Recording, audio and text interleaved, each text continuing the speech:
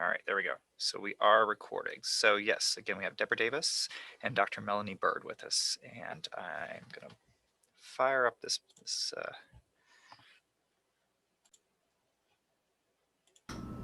Hello, I'm Deborah Davis, Director of the Valdosta State University Archives and Special Collections. And I'm Dr. Melanie Byrd, Professor in the History Department. Today we're going to be talking about archives, libraries, and historians teaching together, a long-term collaboration. We hope you enjoy it.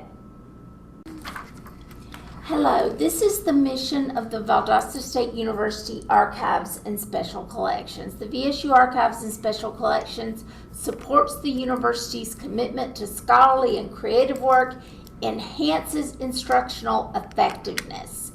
And then, if you read on down to the bottom, you'll see in support of VSU's instructional curriculum. Those are the important parts of our mission statement that kind of relate to the subject of today's presentation. The first question you have to ask yourself is, why do a teaching program for an archives in the first place? Well, the mission of a university is teaching and research. You should center yourself to do both. Remember, the archives is not a necessary part of the university, is an extra part, and you have to give it value to make it a necessary part. Now, it's best for the long-term viability of the archives and the library to be heavily invested in instruction, because instruction is the primary mission of the university. And academic archivists and librarians are faculty. When faculty go up for tenure and promotion, they have to put their teaching, service, and professional growth.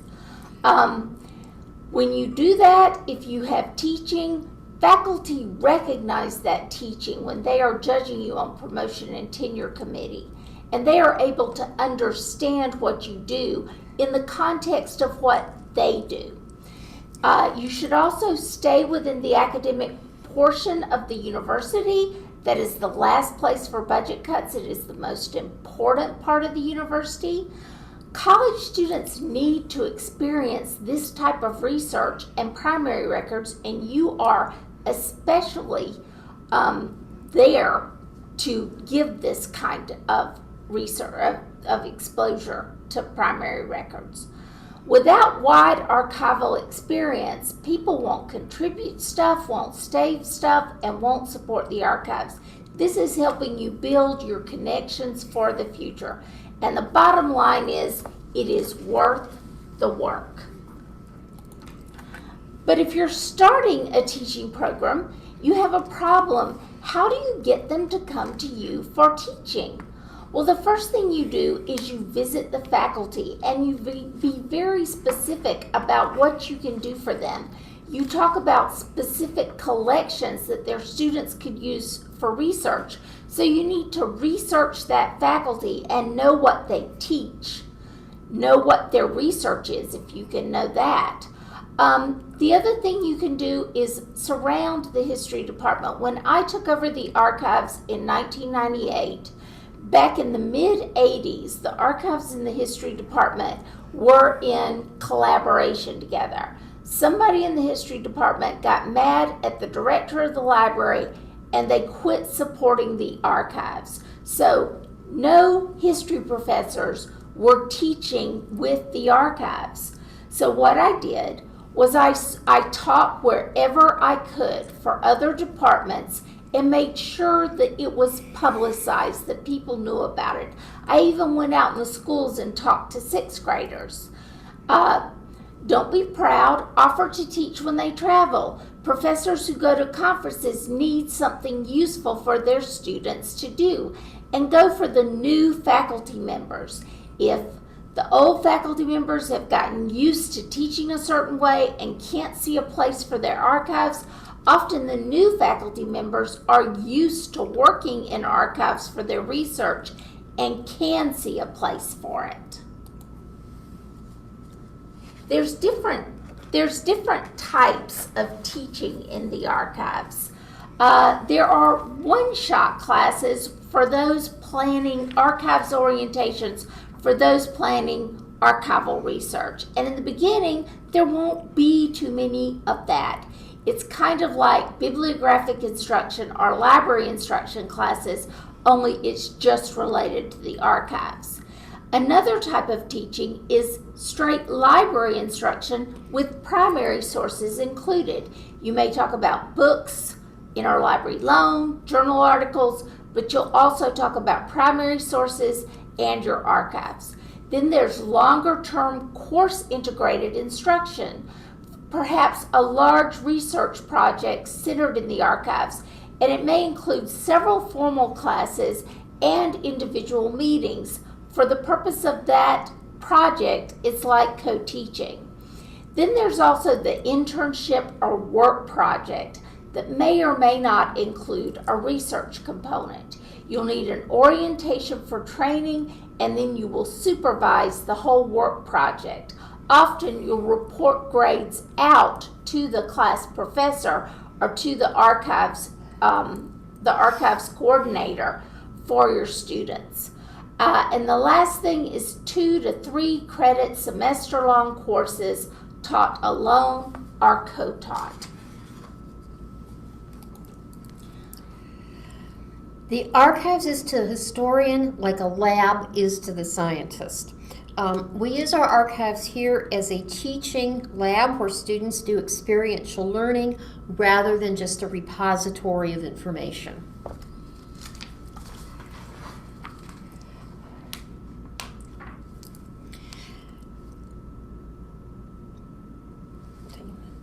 Oh, yeah. Here are some faculty members who first started with the archives, doing teaching with the archives. Dr. Oglesby, Dr. Byrd, and Dr. Dunn of the History Department and Dr. Davis of the Archives have collaborated on a variety of projects for history classes for the past 16 years. The first one, and the one we're going to spend the most time on, because all of the ones we're going to talk about, of course, apply to things that USG archivists or librarians can do. But this is a unique program that I think not a lot of archives take advantage of, and it's something that it's a retention solution that could be put in place for most of the archives in the state. We had a meeting between a history professor who wanted hands-on experience for entry-level courses in those entry-level surveys, and an archivist with 188 boxes of presidential papers to process who had little help to do that. So we came up with the archives apprenticeships for entry-level history classes, and it turned into a win-win situation. We started with a several-part program to have history students learn about primary sources, learn about VSU, and most importantly, gain extra credit. We started with the presidential boxes in the old archives room we have just vacated. The students would do basic processing and inventorying on the presidential papers. They would change out the folders, they would pull all the staples and paper clips, they would describe the folders into our database, and over a couple of years with these volunteers, we got 188 boxes divided up, described into a database. We later migrated that database to our Archon system, and last year migrated it to our archive space system. So none of those things that the students did were lost. This started in 2004, and we have had over 800 students work over 24,000 hours in the archive. We have changed what the students do. They now index the Valdosta Daily Times for births, deaths, and marriages. They index the Campus Canopy, Spectator, campus newspapers, article by article. and we've created major databases that have been used all over the country with volunteer student work. Here are 3 perspectives from professors on why to come to the archives. This is Dr. Oglesby. History students need to understand primary sources and secondary sources and what the differences are. What an archives is and how it relates to the study and understanding of history. The work necessary to make primary sources meaningful. How working in an archives is a potential career path for historians. Dr. Byrd already had a history of working on programs with alumni in the archives. This is me wearing an old school uniform from the early 20th century. How does it meet a professor's goals? Because it gives students a chance to do history instead of just reading about it. It is a way that students who have trouble, and many do, with the abstract part of history, that they can still be exposed to historical methodology, texts, and artifacts. It's a way to get students into the library and to see how vital a library is and an archives are to the college experience. It is a fair and intellectually challenging way for students to truly earn extra credit. It's not given to them, they're really doing something useful to earn it. As a professor, I want to help students achieve the grade that they feel they can earn, and this is a valid way of doing it.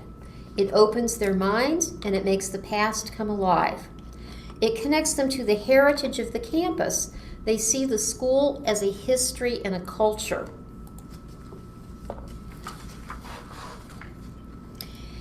It is a way to get students interacting with other students and library faculty whom they might not ever meet. It shows them the foundation of research that maybe they can apply to different topics for other classes. This is what we call transfer of knowledge, which is a vital skill we try to teach. Archives is competent to assess the skill, and it's easy to tell the credit from the spreadsheet.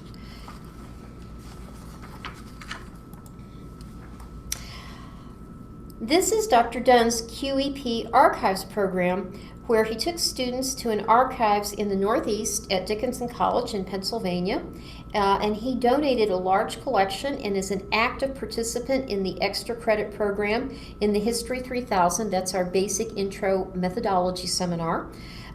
Their work projects have juniors doing everything from processing and describing small collections to indexing the Equal Rights newsletter from the 1920s, and that's more sophisticated indexing than the volunteers would do. These are Dr. Dunn's reasons for working with the archives. It will help students. It shows them different ways of learning. It helps the library. They're learning library skills in a different way. If they don't take tests well, they can show what they are doing. Doing 60 hours took one student from a D to an A, and he aced the final. It also shows history students a possible career focus they never thought of before. There are students who have gone on to work in the archives and gone on to that as a career field. Academic libraries. Now, all the things we've been talking about so far apply to teaching classes with the archives, but they specifically apply to this volunteer program. Now, academic libraries have traditionally not utilized volunteers. Public libraries and historical libraries utilize them well and extensively. There are some limitations for volunteers in academic libraries. The limitation has traditionally come down to insurance, parking, and the attitude of the administration towards volunteers.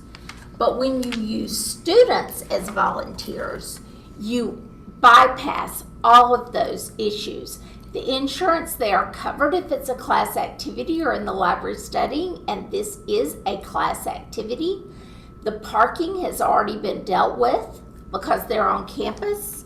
There's administrative support because this is the educational mission of the unit, and it is a retention initiative for the history department. The motivation of the students, the grades are primary.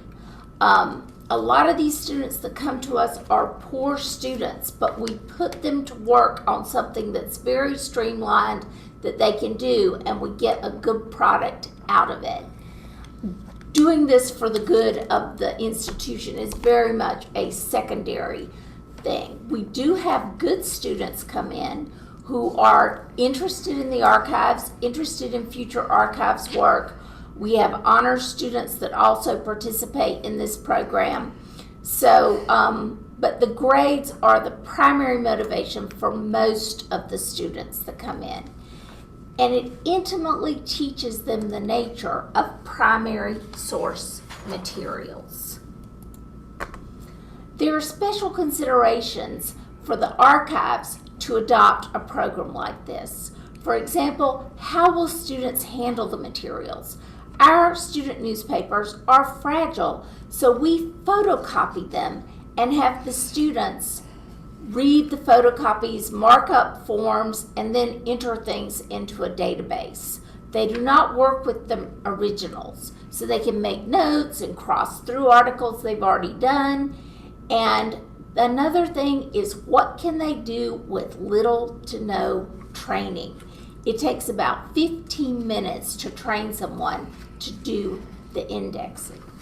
How to supervise these volunteers without taking time from other patrons' research needs or other projects that the archives is working on. Well, we used to have student workers working down in the room with them when they were doing the presidential papers, and the student workers would be working on something else for the archives. Now we house the program, which relates to the next point, in our archives reading room. And so students, as they go about their work, and our staff, as they go about their work, can answer questions, ask how the students are doing, see if they have any problems, and it's just a part of our work day. It is not something we have to work to do. Another question is how to make the project useful to us. We know it's useful to the history department because it's retention. We know it's useful to the students because it gets them the grades they want.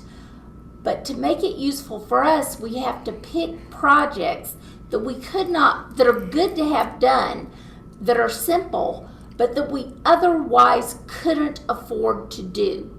So that's what we've done with having them go through microfilm to find birth announcements, obituaries, and marriage announcements, to create a vital records index, which is very useful to genealogists, and to index the Campus Canopy newspaper and the Spectator newspaper, which is interesting for people doing research about the school, which is very often the administration or other offices.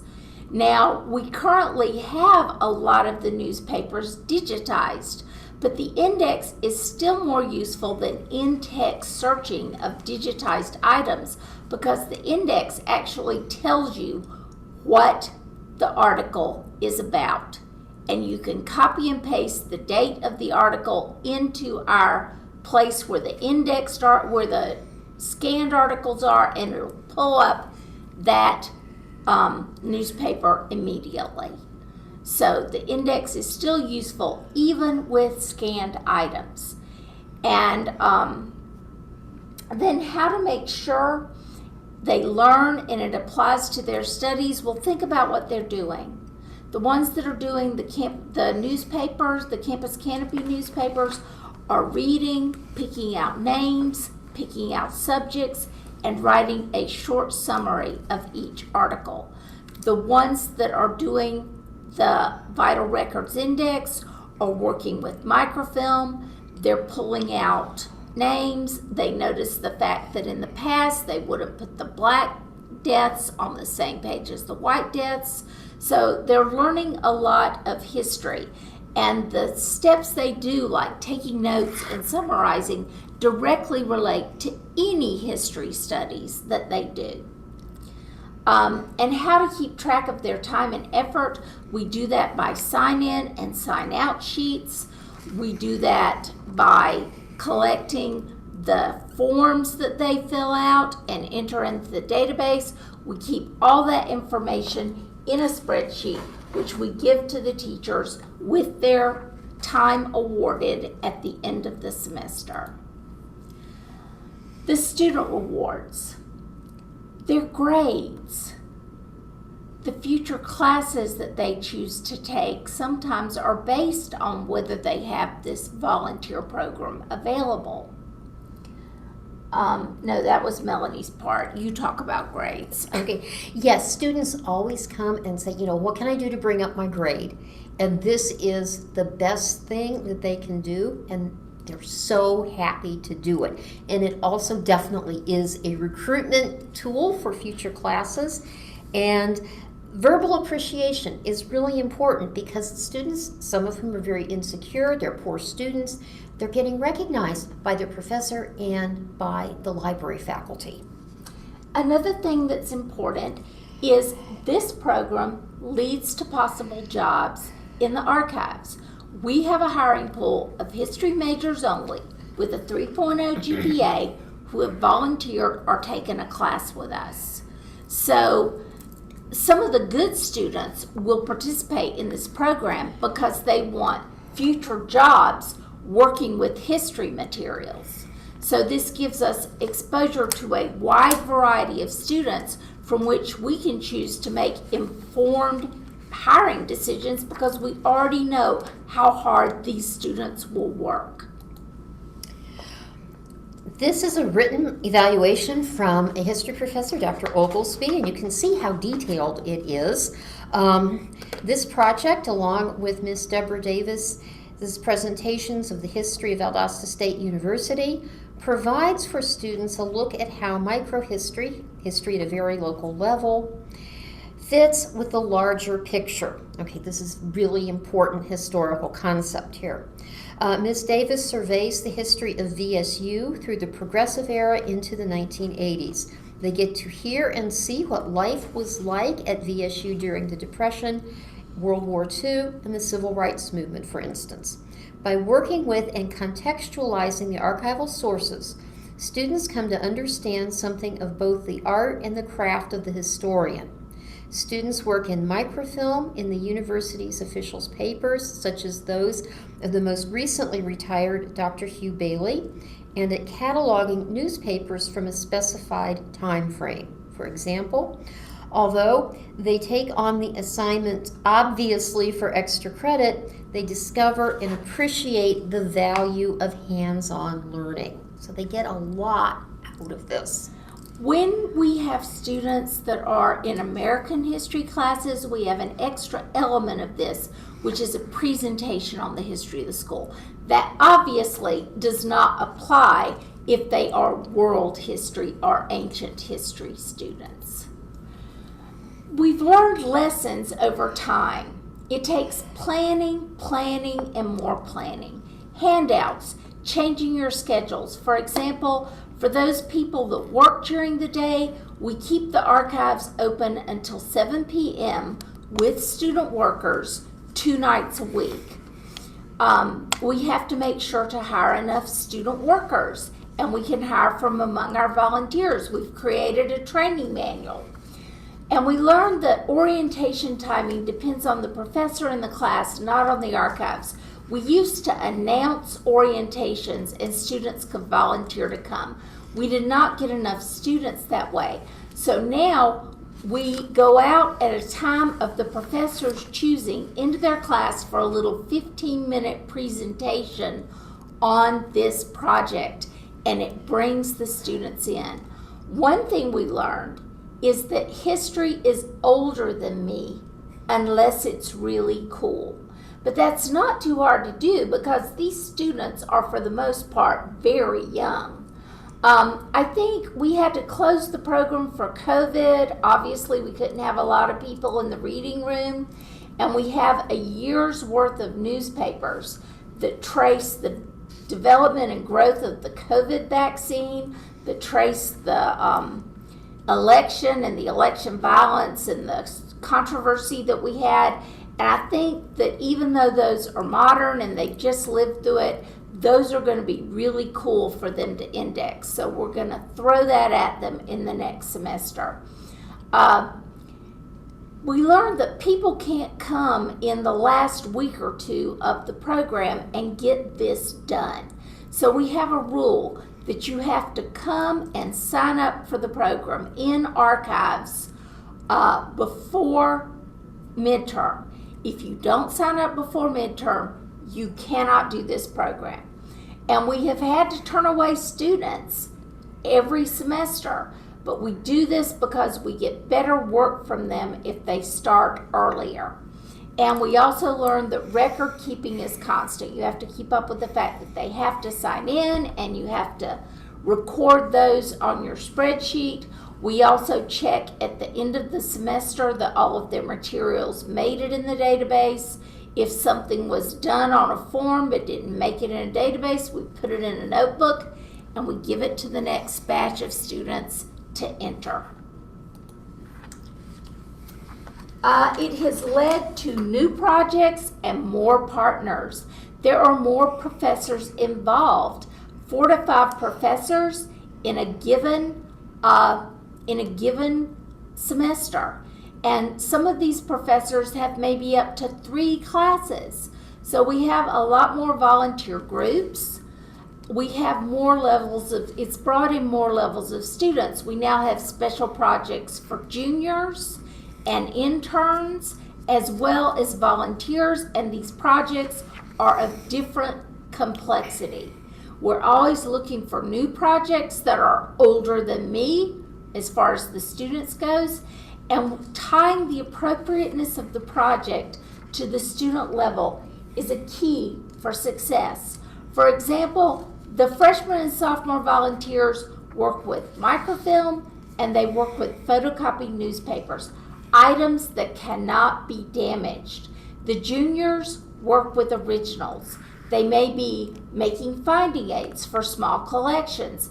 They may be creating parts of finding aids that are going to be put together in a larger collection. They may be indexing something that is complex, like the Equal Rights newsletter or the Southern Patriot newspaper, a labor and civil rights newspaper. And so keying the appropriateness of the project to the student level is key to success. You can also use student volunteers on odd and short-term projects. When we have public programming, we had our student volunteers participate in that. When we need to clean the vault and vacuum with our HEPA filter vacuum, guess who does that?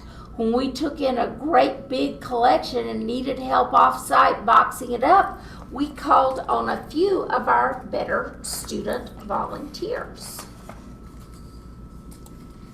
The results has been expansive growth in our teaching program. 2 to 5 professors are heavily enrolled in the program. This has led for other opportunities to team teach with the history professor for majors and higher level students. For example, the Experiential Learning History 3000 work project is now written into the curriculum of the history department. The MLIS program has participated with online archives projects, and I currently teach a course for the MLIS program every spring. Overall, the archives teaching program, including volunteer classes, has expanded to approximately 30 classes per semester from 3 to 4. The results of this problem has led to growth in our archives. That we have hiring options from our student volunteers. They tend to bring friends in to further volunteer that maybe don't even get extra credit. This program has been highly recognized on campus as a retention initiative, and it has been recognized around the state with a GRAB award. It's a natural we're a natural magnet for student workers and interns now. When I first started, we were getting nursing majors and communications majors. Now we have just majors. The archives applies to their area of studies. Usually only graduate students get opportunity to do work in their area of studies.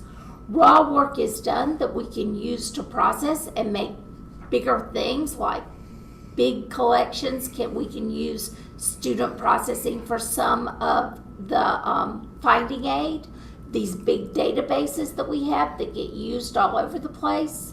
Students will come back to us and ask reference questions and get our help. We sort of become their librarian archives because they've been there for a whole semester. And we've gotten opportunities from this to teach, our team teach, with different departments. And we're now officially included in the history department's experiential learning and teaching curriculum. That means we're now, more than ever, necessary to the teaching mission of the university. There are financial considerations. One semester, students worked a total of 469 hours. At $7.25 an hour, we would have had to pay students almost $3,500 to get similar work done from students. Our paid student assistants work on archival projects and boxes while supervising, so the cost related to the project was very small. It's like getting a grant without having to write one. And as I said, we've brought in more than $24,000 of free labor into the archives over the years.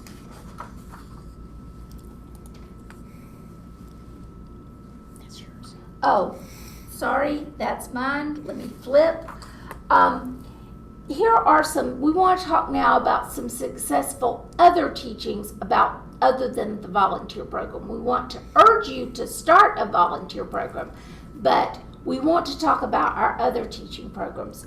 We have a special collection of Babylonian clay tablets that have received a lot of press over the years.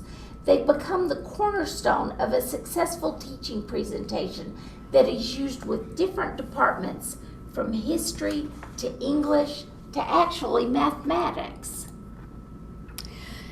Deborah Davis and I started at VSU at the same time, and we both were very much fans of the author Agatha Christie, whose second husband was a Mesopotamian archaeologist, and we got to talking about that one day.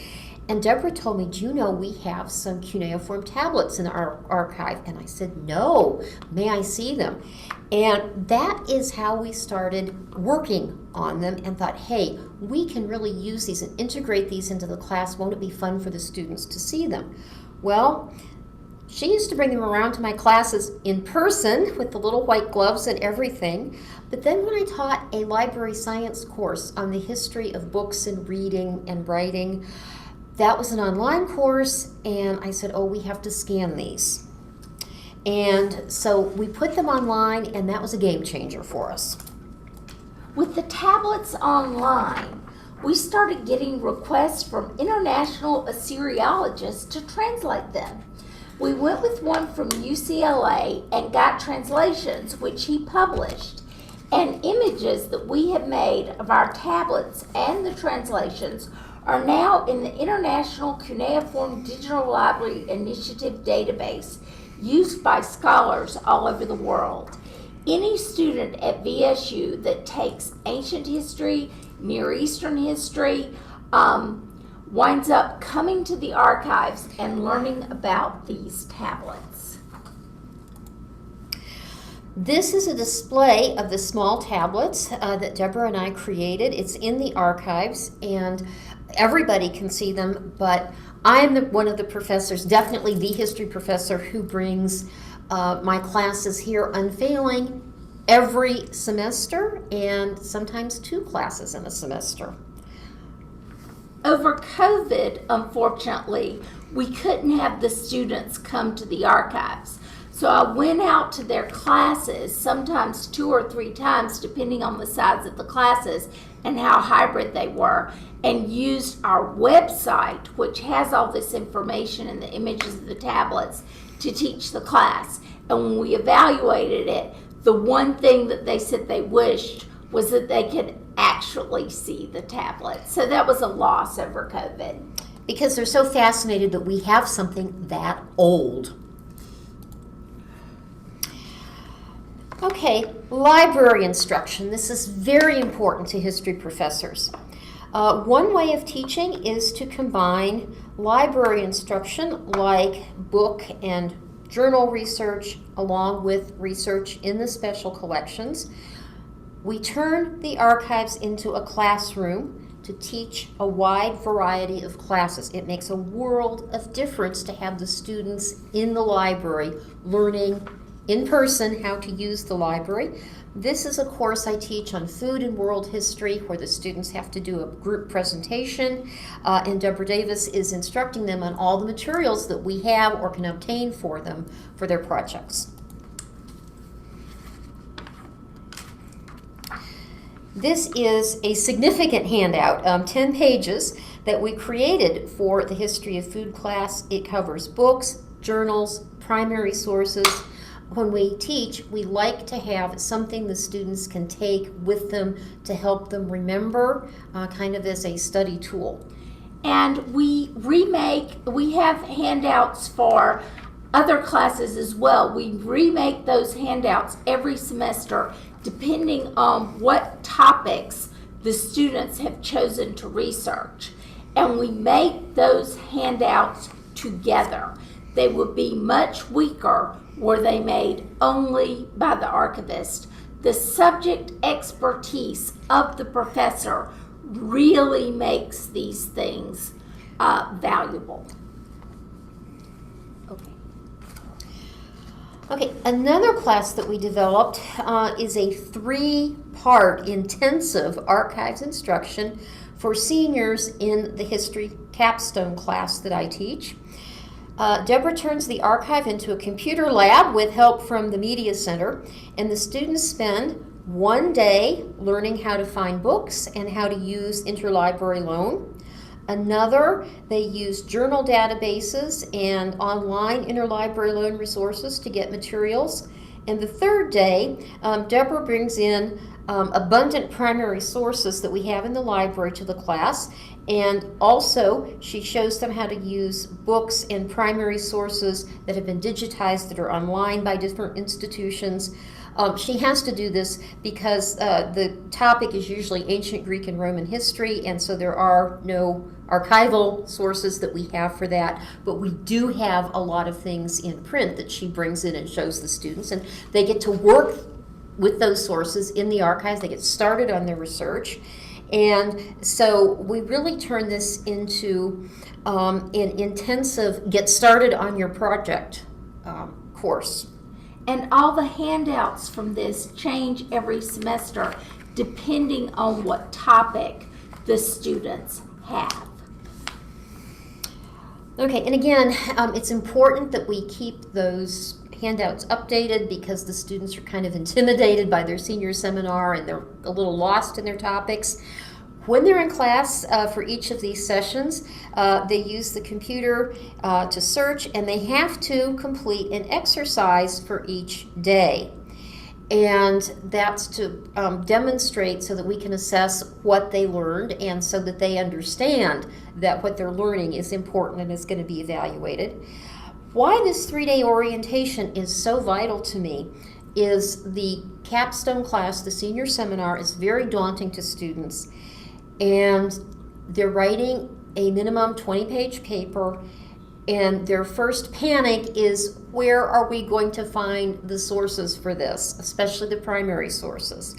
And so the 3-day orientation teaches them to research. They start doing the research under the supervision of both of us. Again, with Deborah showing them the skills, me answering questions about content, and they understand with this kind of total immersion for 3 days, they really learn how to do research, even how to find things they might thought they could never get a hold of.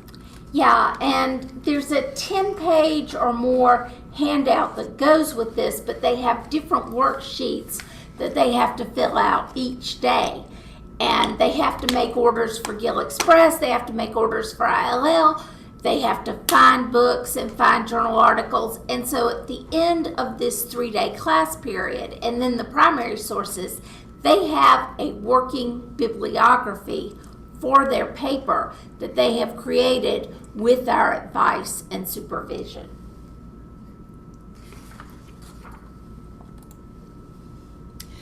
In 2018, we started teaching a semester-long perspectives course on libraries, archives for historians to freshman history majors. They spend time in the archives researching primary sources on civil rights, and they write a paper, a short paper. This is an entry-level freshman class, so the paper is something like 5 to 7 pages. But it is based on primary sources, so we're teaching them right away the importance of primary sources to historical research, right away the importance of archival work.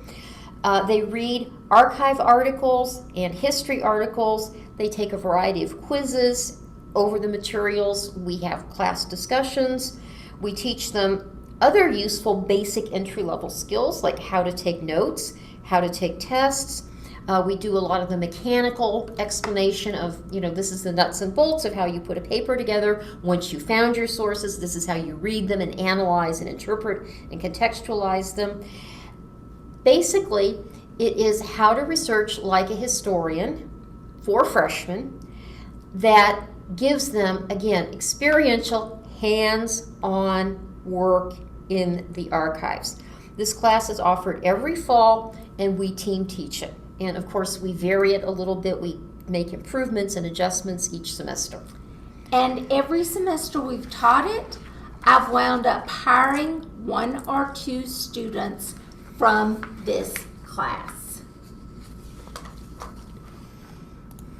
Okay, this is just a look at the syllabus with the outcomes and the goals. We go over this on the first day because the students need some basic exposure to what we expect of them, what some key terms that they're going to encounter for historical work and for archival work are, and we need to get the class set up for them so that they know what are the historical components as far as content, as far as historical methodology, and then what are the components that specifically relate to the archives, and then how do we put them together.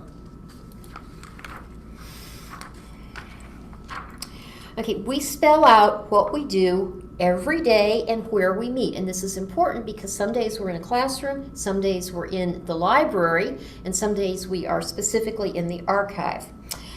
This class is a regular and a valued part now of the history curriculum, and we even published an article this year with the history department head for an education periodical on this. The benefits of libraries and archives teaching, librarians and archives teaching with the history department. To sum up, the work is critical to our mission within the university. It gets students into the archives and the library that wouldn't otherwise be there, and it gets them in earlier. This is yours. Information literacy. Information literacy is a critical skill for professors to impart in their classes, especially with the rise of the internet, and this program makes it so much easier to do. And the volunteer program is part of the university's retention effort and increasingly popular in the history department. And experiential learning is becoming more central to university's educational mission, and we're now a large part of that experiential learning, which is now embedded in the curriculum. And that is so important for the archives because part of its reason for being is now recognized within the curriculum. As if you change archivists or librarians, you don't have to build the relationships anew. They're in the curriculum. You're already there. The next person that comes after you is already there. So that represents a stable teaching program, and that's what's been achieved over the years. Now, we are done with our presentation. We hope you have questions. You can also contact us for more information. There's our email addresses on the screen there. Do you want to say something? Yes, this is an excellent program. I highly recommend it. I have lost track now of how many students have had their grades saved and have actually passed my class because of the volunteer program, and how much easier it is for me to teach really challenging abstract concepts simply by moving into the archives and doing it hands-on. Yes, and it's really a rewarding thing to do. So ask us any questions. Okay, can you hear me? I sure can, Deborah. I'm going to go ahead and just let folks know that if they have a question, I can, if they'll raise their hand, I'll go ahead and unmute them. It was a little too cumbersome to try to unmute everybody, but I can unmute as needed if that's all right.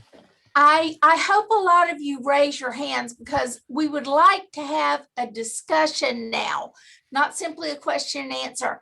How many of you are from archives and special collections? I see one hand, I see two hands.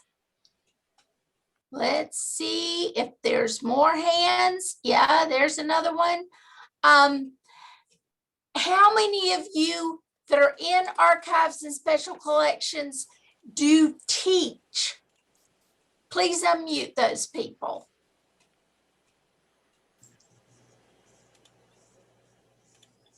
I see only one or two that does teaching. Please unmute them so they can talk about their teaching.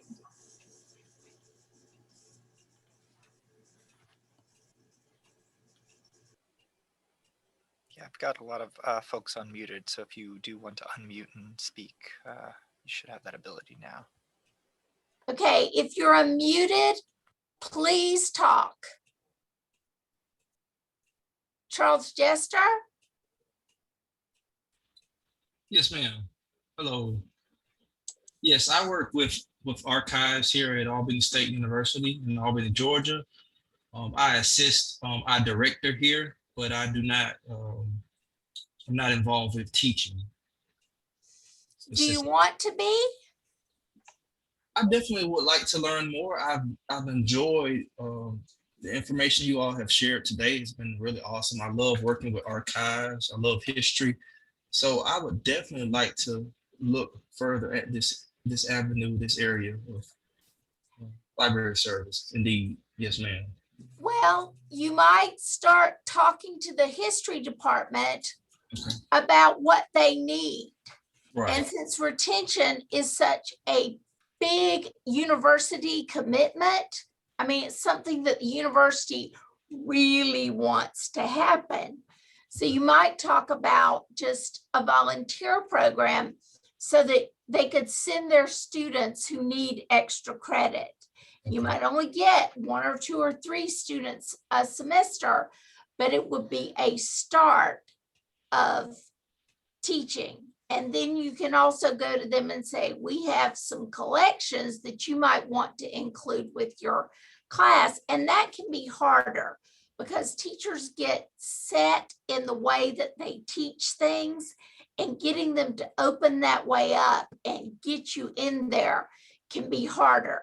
That's why we started with the volunteer program, because they had a lot of poor students that weren't passing the class, and they wanted them to pass. So we said, give them to us, we'll make them pass. Right. And that was easier. Okay. That was our toe in the door. Right. And then we got the partnership for teaching later. Okay. Is there any librarians here that do a lot of teaching? Any of you? I see a few of you are unmuted. Tell me about the kind of teaching you do.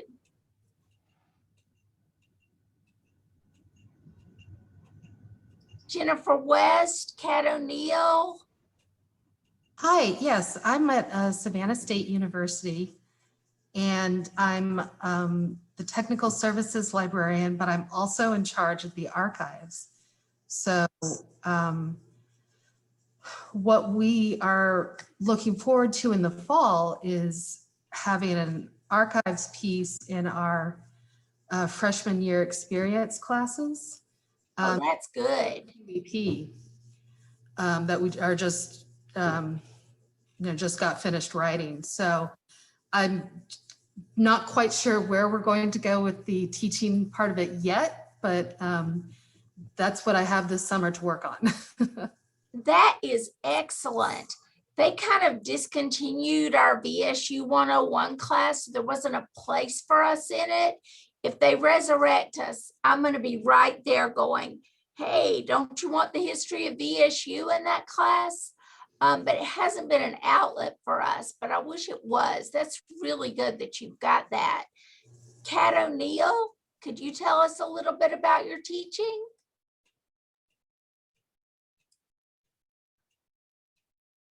I guess Kat isn't with us. Is anybody else want to talk about their teaching experiences? There's a whole lot of you here. Just raise your hand and Sean will unmute you. Actually, hopefully everybody is unmuted at this point. I clicked through everybody. Okay, good. Yeah. How many of you teach full semester classes? Do any of you teach classes, three credit or 2 credit classes? Anybody? Speak up.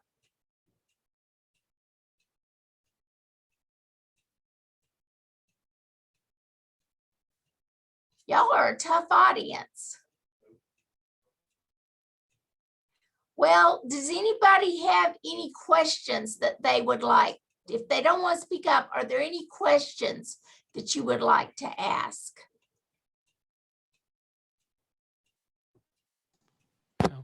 I'll just say this is Chris Sharp, and I wasn't able to see all the presentation, but I know one of the issues in the past have been, we've had some faculty who get really excited about wanting to introduce primary resources to freshmen, but then it gets to be difficult.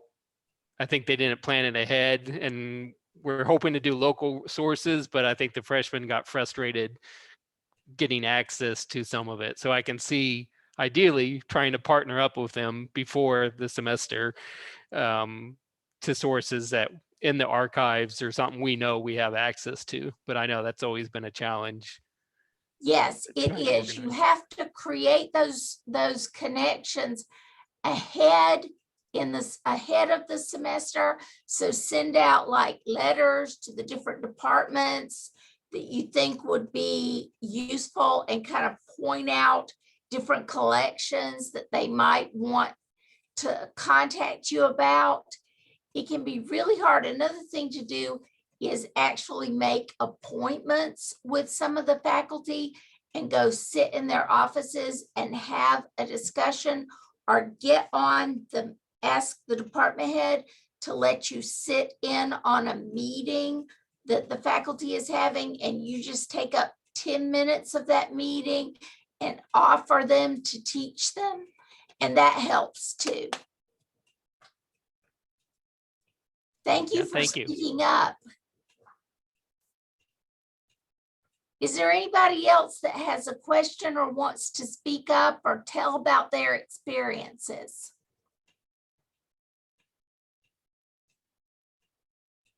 Anybody else?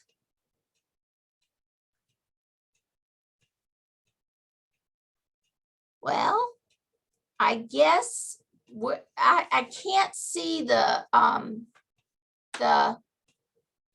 let me see. Let me take a look at the chat. Is there anything in the chat? Deborah, there aren't any in the chat. Okay. All right. Well, I guess we're done. I want to say thank you to Dr. Byrd for all the support she's given the archives and the library over the years, and for doing this presentation.